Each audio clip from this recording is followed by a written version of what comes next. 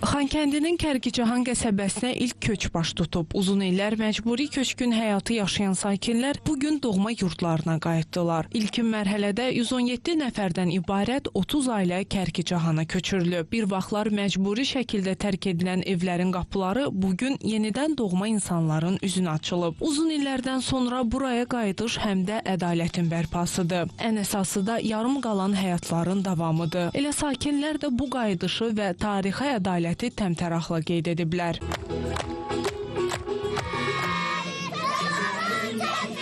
Daha sonra Xankəndi şəhərində Ağdərə və Xocalı rayonlarında Prezidentin xüsusi nümayəndəsi Elçin Yusubov çıxış edib. Yeni mənzillərin açarlarını sakinlərə təqdim edib.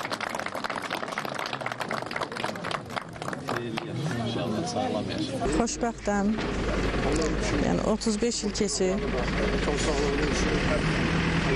O sözləri ifadə eləyə bilmirəm. Yəni ki, çox sevinirəm ki, qayıtmışıq. Yəni illərdir ki, bu günü gözləyirdik. Biz bu günləri öz doğma yurdumuza, Xankəndinə, Kərkicahana qayıdırıq. Çox minnətdarıq. Allah bütün şəhidlərimizə rəhmət eləsin, qazilərimizə can sağlığı.